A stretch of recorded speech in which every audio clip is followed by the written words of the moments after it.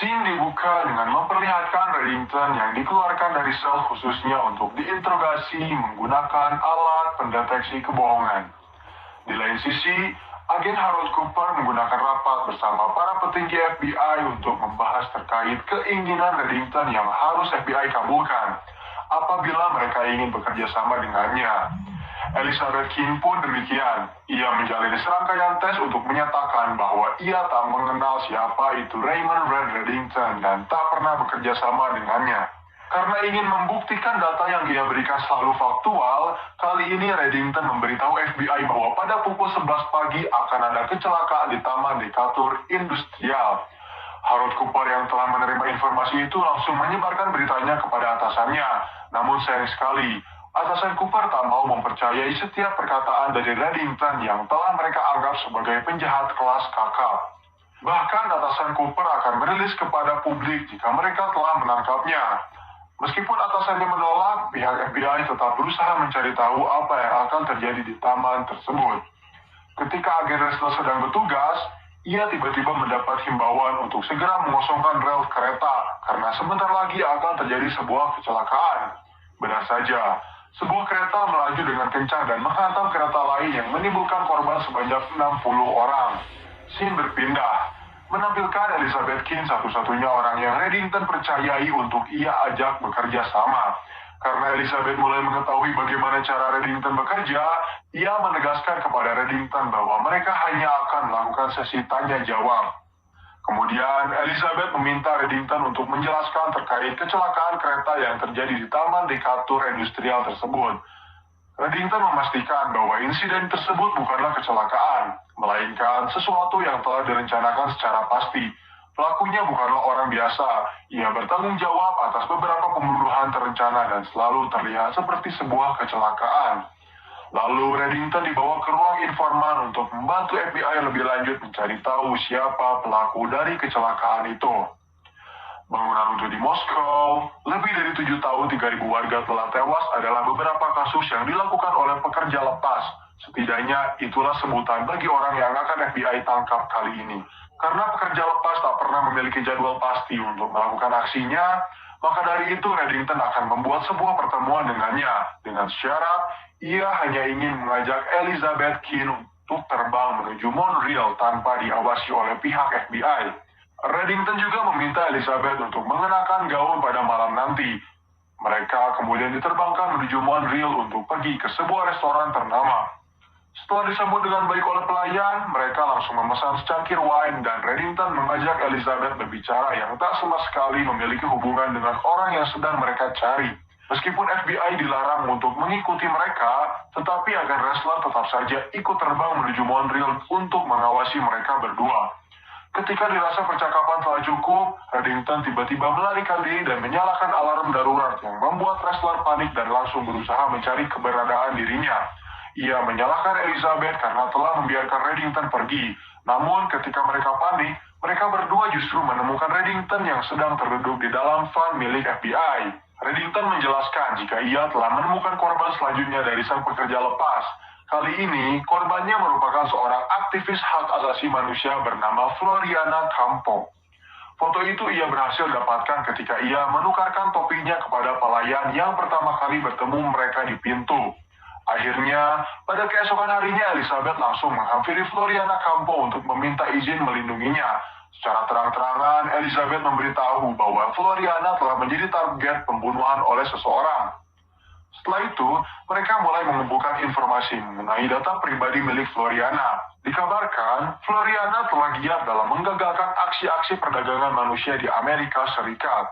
Namun, 3 tahun yang lalu, suami Floriana dibunuh oleh kartel Eberhard yang dikenal sebagai kartel perdagangan manusia terkejam di Eropa. Pada tahun 2008, pemimpin Eberhard ditemukan tewas yang membuat kursi pimpinan mereka kosong hingga saat ini. Yang jelas, kartel Eberhard dikenal akan kekejamannya. Rencana yang telah Elizabeth dan Ressler rencanakan adalah mereka akan beraksi esok hari pada acara yang akan dihadiri oleh Floriana. Karena mereka yakin sang pekerja lepas telah merencanakan pembunuhannya selama berbulan-bulan. Tetapi karena mereka tak pernah mengenali tampang dari pekerja lepas, mereka akhirnya kembali memanggil Reddington untuk membantu mereka. Sebelum Reddington mempertimbangkan untuk membantu para FBI, ia ingin setiap permintaannya dikabulkan terlebih dahulu, yaitu chip 8 mm yang ditanamkan ke dalam lehernya dua orang pengawal pribadi bernama Dembe dan Luli Zeng yang telah menjadi orang kepercayaan Reddington. Pimpinan FBI akhirnya setuju dengan setiap permintaan yang Reddington inginkan dengan satu syarat. Ia pun harus memasukkan orang kepercayaannya, yaitu seorang agen CIA bernama Miran Malik. Setelah semua permintaan Reddington dikabulkan, ia pun dilepaskan dari selnya untuk dipertemukan dengan Dembe dan Luli Zeng. Saat mereka bertemu, Reddington langsung memeluk Dembe dan Luli Zeng begitu erat karena ia sangat merindukan mereka berdua. Dan setelah itu, Ressler memberi daftar hadir di acara yang akan Floriana hadiri. Namun, Reddington tak menyangka jika ternyata beginilah cara FBI bekerja. Ia ingin namanya dimasukkan ke dalam daftar hadir tamu tersebut agar ia bisa mengawasi tamu secara langsung. Dengan terpaksa, FBI pun memasukkan nama dari Reddington. Pada malam harinya, mereka langsung melakukan pengamanan. Setiap orang yang hendak berbicara dengan Floriana selalu mereka jadikan sebagai tersangka. Bahkan, ketika Floriana sedang berbicara dengan seorang pria, Elizabeth langsung bertanya apa yang terjadi. Floriana menjawab jika ia baru saja mendengar kabar kapal yang ia bersama timnya lacak telah menghilang. Diduga, kapal tersebut mengangkut 60 gadis yang akan diperjualbelikan. Ketika Elizabeth hendak menawarkan diri untuk menelpon biro, Floriana justru menolaknya dengan alasan pihak FBI terlalu lambat. Kemudian, Floriana harus memberikan sedikit pidato kepada para tamu yang telah hadir di acara tersebut. Saat Floriana sedang memberikan pidato, Reddington mengawasi sekitar. Lalu, ia melihat seorang pelayan menggunakan baju putih yang diduga adalah sang pekerja lepas. Ia langsung memberitahu hal itu kepada Elizabeth dan memintanya untuk segera mengamankan area. Karena Elizabeth berteriak, hal itu membuat pekerja lepas ketakutan dan langsung berusaha untuk melarikan diri.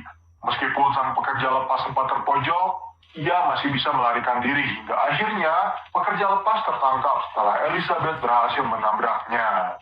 Lalu, pekerja lepas pun langsung dibawa ke ruang interogasi untuk diberi pertanyaan terkait siapa yang telah menyewanya. Pada interogasi pertama, pekerja lepas masih belum mau memberi nama orang yang telah menyewanya. Tapi, setelah Malik menekan tulangnya yang patah, pekerja lepas itu merasa kesakitan hingga akhirnya ia memberi satu nama yang telah menyewanya, yaitu Raymond Red Reddington. Dengan seketika, Ressler langsung menelepon Elizabeth dan memberitahu bahwa orang yang telah menyewa pekerja lepas adalah Reddington. Reddington ingin membuat sebuah pembunuhan. Reddington sengaja menyewa pekerja lepas agar mengalihkan perhatian mereka karena ia ingin membuat Floriana sendirian. Di situasi yang lain, ketika Elizabeth sedang menerima telepon dari Ressler, Reddington tiba-tiba muncul di kamar Floriana. Melihat keberadaan Reddington, Floriana lantas langsung berteriak. Secara lantang, ia mengatakan bahwa Reddington takkan pernah menyukainya. Lalu dengan santai, Reddington bertanya-tanya mengapa Floriana bisa memiliki dua wajah yang dimana sisi buruknya selalu bisa ia tutupi dengan sisi kebaikannya. Usut demi usut, ternyata Floriana lah yang telah membunuh suaminya sendiri dan dirinya juga menjabat sebagai pemimpin dari kartel Eberhard. Karena khawatir dengan kondisi Floriana, Elizabeth langsung meminta Dembe untuk membukakan pintu kamar milik Floriana. Saat Elizabeth datang ke kamarnya, Floriana langsung memberitahu bahwa Reddington berusaha untuk membunuhnya. Sekali lagi, Reddington begitu santai menunggu momentum tiba. Dan ketika momentum itu datang, Floriana tiba-tiba teracuni oleh suatu zat yang perlahan membuatnya sekarat. Masih tak percaya dengan setiap perkataan Reddington, Elizabeth berusaha mencari bantuan agar Floriana bisa kembali bernafas. Namun Reddington memperingatinya untuk membiarkan Floriana memberitahu mereka terlebih dahulu tentang apa yang sebenarnya terjadi. Kemudian, ia akan memberikan obat penawarnya. Pada akhirnya, Elizabeth percaya bahwa Floriana adalah wanita jahat yang memiliki dua wajah. Hal itu ia benarkan saat berhasil menemukan kontainer yang berisi para gadis yang hendak dijual belikan. Reddington hanya tersenyum, lalu ia merayakan kemenangan itu bersama rekan-rekannya. Sementara Elizabeth lebih memilih membawa pulang Tom yang perlahan telah pulih. Meskipun telah pulih, Elizabeth masih harus mencerna otaknya apakah ia harus kembali mempercayai suaminya atau justru mempercayai perkataan dari Reddington. Dan di scene terakhir, ia menemukan sebuah file berisi latar belakang dari dirinya sendiri di saku milik Tom.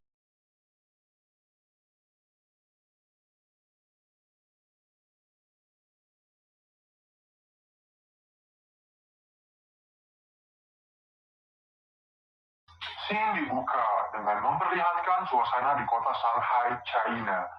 Saat itu, seorang agen CIA yang baru saja memasuki mobilnya tiba-tiba dihadang oleh sekelompok pria bermotor yang membunuhnya dan memotong lengannya lalu mereka pergi begitu saja. Kemudian, scene berganti kepada seorang ahli kriptografi yang sedang membuka sebuah file. Namun, karena file tersebut membutuhkan akses sidik jari, salah satu rekannya tiba-tiba memberikan lengan agen CIA yang baru saja mereka bunuh. Tetapi tetap saja, hal tersebut masih belum bisa membantu mereka memecahkan file tersebut. Sehingga, pemimpin mereka yang bernama Wu Jing meminta anak buahnya untuk segera menelepon Raymond Reddington untuk meminta bantuan. Scene kembali berganti, memperlihatkan Elizabeth yang saat itu telah lebih dahulu terbangun dari Tom. Meskipun Tom telah dinyatakan sehat, ia masih merasa ada sesuatu yang janggal darinya. Sehingga Elizabeth kembali memutuskan untuk membuka kotak rahasia milik Tom dan mengambil senjata di dalamnya. Setelah itu, ia membawa beberapa buku keluar dan menembakkan senjata tersebut ke dalam buku yang telah direndam oleh air hingga membuat suara tembakan tidak terdeteksi. Hingga pada akhirnya, Elizabeth bisa mengambil peluru yang berada di dalam senjata tersebut. Tak lama kemudian, Tom pun terbangun. Ia mengajak Elizabeth untuk berbicara secara empat mata terkait permasalahan yang mungkin saja telah ia lakukan. Karena masih belum bisa terlalu terbuka terhadap Tom, Elizabeth pun meminta maaf dan ia harus pergi untuk bekerja. Sebelum Elizabeth menghampiri Reddington, ia terlebih dahulu menghampiri forensik untuk meminta bantuan mereka agar menyelidiki peluru yang ia bawa. Barulah, setelah itu ia menghampiri Reddington yang sedang berada di sebuah toko aksesoris. Reddington lalu menjelaskan bahwa seorang agen CIA baru saja terbunuh di China. Awalnya Elizabeth mengira jika agen tersebut tertangkap. Namun Reddington memberitahu jika yang membunuh agen tersebut adalah Wu Jing. Mungkin Elizabeth pernah mendengarnya. Tetapi, Wu Jing berusaha untuk membuka sebuah pesan yang telah mereka bajak agar mereka bisa mengetahui isi pesan tersebut. Mungkin karena kesulitan, Wu Jing menelepon Reddington untuk menyawanya membantu ia membuka pesan tersebut. Kini, Reddington telah memberi nama samaran bagi Elizabeth, yaitu Carol Givens, seorang sarjana penerapan fisika dari MIT yang ahli di bidang enkripsi. Apabila rencana mereka mulus, Reddington dapat membantu Elizabeth menangkap Wu Jing secara percuma. Akhirnya, Elizabeth pun melaporkan hal itu kepada FBI. Agen Malik langsung membuka profil dari Wu Jing. Ia merupakan salah satu pebisnis licik yang bertugas di China. Kebetulan, saat itu Wu Jing sedang berada di Amerika dan mereka tak perlu jauh-jauh terbang menuju ke China. Setelah mengetahui keberadaan dari Wu Jing, Reddington menyebutkan bahwa kini Wu Jing bersembunyi di sebuah stasiun radio lama. Gedung tersebut dibeli 6 tahun lalu oleh perusahaan berkedok pemerintah di China. Sebelum mereka berangkat, Elizabeth terlebih dahulu berandai-andai. Apabila ia membuka pesan tersebut, maka pemerintah China akan otomatis mengetahui isi pesannya. Reddington tertawa. Ia memberitahu jika nanti pihak FBI harus berlomba dengan pemerintah China. Siapa yang lebih cepat yang bisa mengetahui isi pesan tersebut. Tetapi permasalahan kembali terjadi ketika Elizabeth menyatakan jika ia sama sekali tak memahami soal enkripsi. Beruntungnya, Malik bisa mengatasi hal itu. Ia lalu mendatangkan temannya yang ahli di bidang enkripsi. Kemudian, Elizabeth diberi pemahaman sedikit soal apa itu enkripsi dan bagaimana cara ia mengaplikasikan ilmunya. Teman dari Malik juga memberi sebuah alat yang bisa membuka kode enkripsi secara otomatis. Barulah, setelah semua permasalahan selesai, mereka berangkat menuju tempat di mana Wu Jing bersembunyi. Karena melibatkan FBI, Elizabeth terlebih dahulu ditanamkan sebuah pelacak yang berbentuk seperti koyo nikotin oleh agen Malik. Hal itu agen Malik lakukan agar mereka bisa memonitori pergerakan dari Elizabeth. Setelah cukup lama mereka menunggu kehadiran dari Reddington, akhirnya Reddington terlihat dan Elizabeth pun langsung masuk ke dalam stasiun radio tersebut bersamanya. Setibanya di dalam, mereka berdua diperiksa terlebih dahulu oleh anak buah dari Wu Jing. Masing-masing dari Elizabeth maupun Reddington takkan dibiarkan lolos oleh sistem apabila mereka menemukan kejanggalan. Setelah mereka berdua dinyatakan tak membawa barang yang mencurigakan, lalu mereka pun dipersilakan untuk memasuki sebuah lift yang akan membawa mereka ke dalam ruang bawah tanah.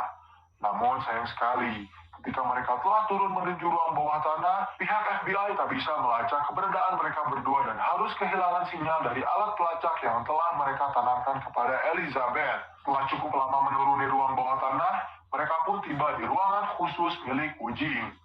Melihat keberadaan Reddington membuat Wujing terasa seperti ditolong olehnya. Wujing juga memperkenalkan diri kepada Elizabeth yang sedang menyamar menjadi Givens. Tak lupa, Wujing pun memperkenalkan Jin Sun kepada mereka berdua sebagai kriptografer senior miliknya. Lalu, Jin Sun banyak membahas kriptografi bersama Elizabeth. Saat sedang melakukan penyalinan pesan, Elizabeth memberi kode kepada Reddington untuk mengalihkan perhatian dari Wujing dan Jin Sun. Lantas, Reddington pun berpura-pura meminta kepada Wujing untuk segera mengusir sebuah truk yang terparkir di halaman depan gedung mereka. Ia khawatir jika truk tersebut adalah agen FBI, dan hal yang paling Reddington tak mau adalah ia diawasi oleh mereka. Tak mau Reddington merasa tak nyaman di tempatnya, Wujing pun mengusir truk tersebut untuk membuat Reddington percaya jika truk itu bukanlah agen dari FBI. Di luar gedung, agen wrestler yang tak bisa berpikir jernih karena kehilangan kontak pada Elizabeth langsung memberi arahan kepada anak buahnya untuk menyerbu tempat Wujing apabila Elizabeth tak memberi kabar kepadanya selama 5 menit. Pada akhirnya, Elizabeth pun berhasil menjalankan tugasnya dengan baik setelah ia memasukkan sebuah flash disk pada laptop milik Jin Sun. Ketika wrestler telah menyuruh anak buahnya untuk segera menyerbu tempat persembunyian Wujing, informan mereka tiba-tiba mendapat informasi dari Elizabeth yang memberi mereka isi pesan rahasia milik Wujing. Ternyata, isi pesan itu berisi sebuah nama dari seorang pria yaitu Henry Ko. Korban selanjutnya yang harus Wujing bunuh. Melihat Henry Ko yang bukan seorang agen rahasia membuat wrestler terheran-heran mengapa Henry harus dibunuh. Agen Malik menjelaskan bahwa Henry adalah seorang kontraktor di sebuah perusahaan bernama Zongku. Usut demi usut, Zongku ternyata telah mendirikan sebuah gedung pemerintahan baru di Shanghai dan arsitek dari bangunan itu dikontrol oleh Henry sendiri. Lantas, Wujing langsung menelepon perusahaan Zongku dan berpura-pura mengaku sebagai adik dari Henry. Salah satu resepsionis memberitahu jika Henry saat ini sedang berada di Fairview Property bersama anaknya. Mendapat informasi keberadaan Henry, Wujing pun langsung mengarahkan anak buahnya ke sana untuk membunuh Henry. Kini, para agen FBI harus beradu kecepatan. Apakah mereka berhasil terlebih dahulu menyelamatkan Henry atau justru melihat Henry yang harus terbunuh oleh anak buah Wujing? Scene kembali pada Reddington yang mendapat bayaran oleh Wujing setelah mereka berhasil membantunya memecahkan pesan tersebut. Namun, saat Reddington dan Elizabeth hendak pergi, alarm tiba-tiba menyala yang membuat pintu otomatis tertutup. Kemudian, Wujing menjelaskan bahwa sistemnya akan mendeteksi apabila pesan tersebut dibuka oleh pemerintah. Dan instingnya mengatakan jika pelaku yang telah membocorkan isi pesan itu kepada pemerintah adalah Elizabeth sendiri. Tapi ia tahu bahwa seorang pengkhianatnya bukan Elizabeth, melainkan Jin Sun. Ia langsung menghajar Jin Sun berkali-kali dan menghancurkan laptopnya. Saat laptop Jin Sun dihancurkan, Jin Sun sendiri melihat sebuah flash disk yang ia duga telah dijebak oleh Elizabeth. Sebelum Jin Sun membocorkan hal itu, Reddington tiba-tiba merebut pistol anak buah Wujing dan menembaknya hingga tewas. Tak sudi anak buahnya dibunuh, Wujing langsung mendorongkan senjata ke arah Elizabeth karena ia berpikir jika ia pun harus membunuh rekan dari Reddington. Udah mau putus masih dipakai. Masa sih? Dengan santainya, Reddington menjawab apabila Wujing ingin membunuh Elizabeth, maka ia harus membunuhnya juga. Ancaman Reddington membuat Wujing tak bisa melakukan apa-apa, hingga akhirnya ia pun mengantarkan mereka berdua keluar melalui jalan alternatif lain.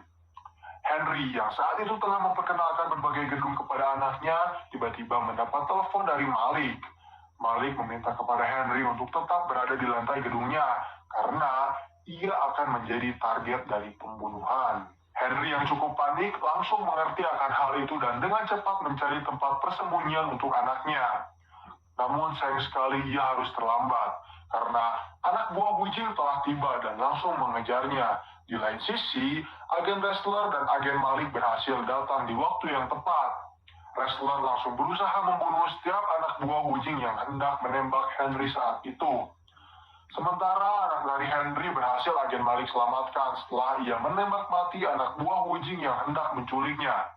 Setelah berhasil menyelamatkan Henry, mereka pun langsung membawa Henry ke tempat yang lebih aman. Sementara Reddington dan Elizabeth yang diantar pulang oleh Wujing lebih memilih diturunkan di suatu jalan. Lalu, setelah Elizabeth keluar, ternyata ia menempelkan alat pelacak milik agen Malik ke mobil yang ditumpangi oleh Wujing. Sehingga, tak lama kemudian, pihak FBI berhasil melacak keberadaan Wujing dan mereka pun berhasil menangkapnya.